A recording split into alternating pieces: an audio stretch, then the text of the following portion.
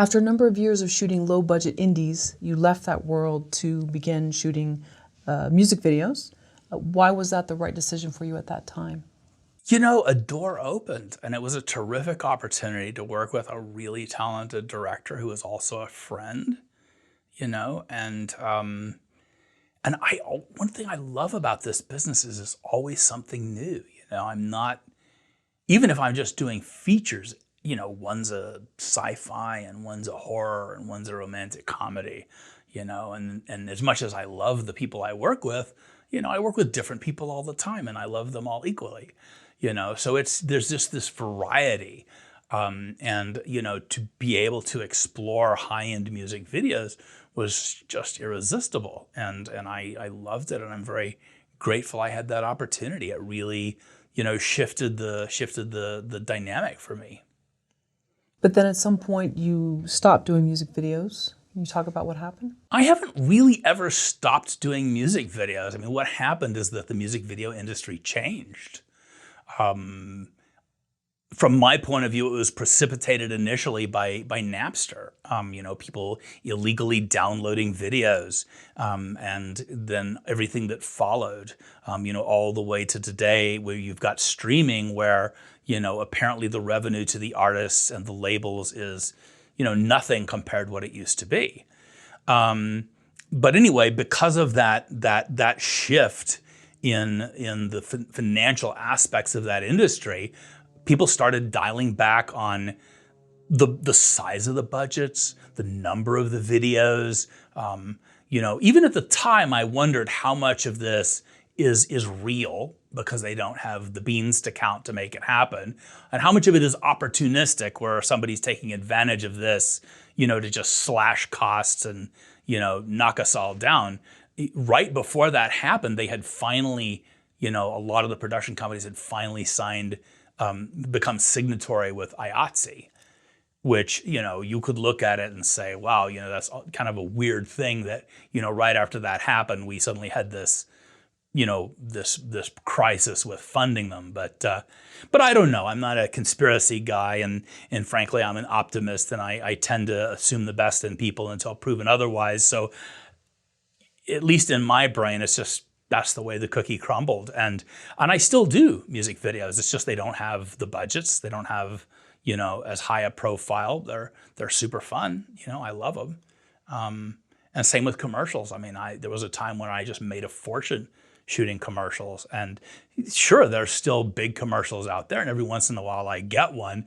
But it just seems like, again, that the model for that market changed significantly, and either by virtue of the realities or opportunism or a combination of both, it's changed. And one thing that I tell young people about this business, you know, there's not many things in this business that are a constant, but one of the things that is a constant is change.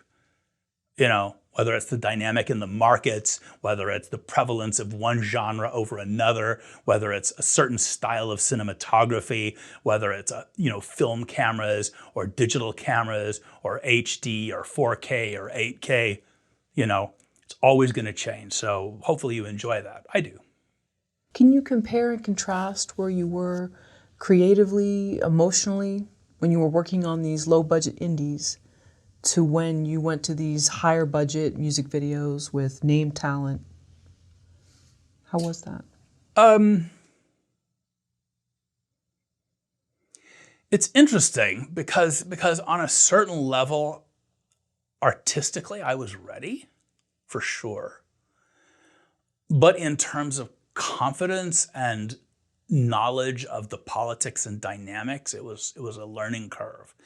And I remember calling one of my mentors, Stephen Poster, and I asked him, because I had this Mariah Carey music video, and we were shooting this intersection downtown, and we had this car explosion. It was this huge A-list movie kind of lighting setup. And I said, you know, I'm a little bit nervous because, you know, I've lit stuff before. I've lit movies, and I've lit some big music videos, but, you know, they were all, you know, houses or you know, offices or stages or, you know, cars, just things that, never an entire bloody city street. And I'm just, I was a little anxious. And he says, Brad, the thing to think about is that everything you know about lighting still applies. It's just a different scale. A backlight is a backlight, and a side light is a side light, and he really made a lot of sense. And I'm sure he was much more thorough than that, but those are the broad strokes I remember. And the other thing he said is, make sure you have a really good gaffer, and that's true. And I had an excellent gaffer, so it all came together, and it was fine. And that underscores something, and it wasn't that moment that I realized it, but that was one of the moments that reinforced it. Was to always have a great crew, have a great team behind you. It's interesting to me that there are some people in this business who feel they have to be the smartest person in the room, or they're intimidated. I'm the opposite. I'm like, I want people who know more about their job and their responsibility than I do. It's important that I know a little bit about it so I know what I'm asking of them and how long it'll take and what it'll cost. But all the little bits and pieces, I really want somebody who has much more experience.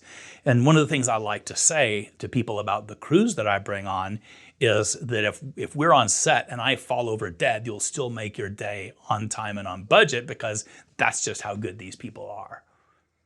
Is that a real thing, though, that some would hire down, so to speak, because they feel that they would be challenged? I think so. I don't know whether they would actually hire it, but I know people who are resentful and they want to feel like they know it all. It's just a phenomenon. So then, if someone is on a set like that and they know that's the person I'm working with, how do I stay small for the day so that I don't ruffle feathers? I don't think it's a matter of staying small. I think it's just a matter of doing your job and just not challenging that. If they say, that this is their idea, you just nod your head and be like, okay, sure. There are people who would have the pride and want to stand up for themselves. And if there's a strategic reason for that, okay, maybe. But if there's no strategic reason, then I'm a big believer in, and it really doesn't matter who's right. That's a horrible thing for me to have to fight for. I would much rather do the thing right and get the thing right. And if somebody else has to take credit for it, so be it. And if they do it a lot and I really hate it, then I just stop working with that person. But confronting them and challenging them, I'm just not sure there's any value in doing something like that. So the best is just nod and do as they ask, and then if at the end of the shoot you realize this might not be something I want to continue with, that's one thing. But just for conflict's sake. Well, unless there's a strategic reason not to, safety would be a good reason not to. There may be a strategic reason, there may be a dynamic or a relationship I'm not taking into account in somebody else's circumstances. But just for me, in my experiences, I've never had a reason to not do that. I've never had a reason where I thought, okay, there's going to be value in pushing back on this. It's to me, it's always like, let's get the job done. Let's do it right. Let's, make the client happy. Let's get paid. Let's go home and work another day. Brad, how did life change for you when the high-end music video market crashed? How scary was this? I was very distracted when that happened because I was in a relationship that was ending after like 13 years. And it was contentious circumstances from my point of view. And I felt a lot of betrayal in terms of, trusting people I probably should not have trusted. And it affected a lot of things for me. And so I was kind of in survival mode. And I don't know that I was as engaged with that aspect of my job at the time. I was certainly still working, and very happily I dovetailed into, doing a lot of commercials and promos. So my income really didn't take a hit, which was really an act of grace because I was not in an emotional place to deal with, yet another monkey wrench. But life's like that. We do our jobs and we have our career reality, and then we have our personal reality, whether it's, happy things like people having kids or sad things like people breaking up and parents dying. That's life, and everybody has that. But I have always landed on my feet. I really have, and I am very grateful that I've always been able to pivot. I've got a broad set of skills, and part of that's intentional. There are people who, have the theory that you should specialize, again, like those people who do the car commercials or the beauty commercials. Back for a while, that kind of green blue cinematography look was a thing. And I intentionally didn't do a lot of that, because if you're the guy who does that, when the day comes that it's passé, so are you. And then, like I had told you earlier, you tend to get hired to do what you show you can do. So I deliberately, intentionally created a body of work that is diverse and represents the genres and types of things I like to do. And if you look at my website, which is only the tip of the iceberg, all my work is on Vimeo, password protected, so I can show it if I need to. But the work that's on my website is honestly that I want to do more of that kind of work. It's intentional. So again, I was very happy and fortunate to land on my feet. Just like the Beatles say, with a little help from my friends, which is very true, and did some really wonderful work. It was just a new phase of life for me in a lot of ways, but it became a very happy and rewarding phase. I mean, some of the best work I feel I did was during that period. I feel that I don't want to be perceived as perfect. I don't want to be perceived as not having problems. I mentor a lot of young people. And I think it's important for them to understand that I'm human, and that I'm vulnerable, and that I have setbacks and challenges, because I don't want them to look at my career as an example and say, oh, wow, I want that, but that guy's invincible. I want them, when they look at themselves and say, I'm unsure, or I'm hurting, or I don't have the money, or whatever their liability is, I want them to look at me and say, well, he overcame something, so I can too. That's the kind of example I want to be. So I'm very happy airing my dirty laundry.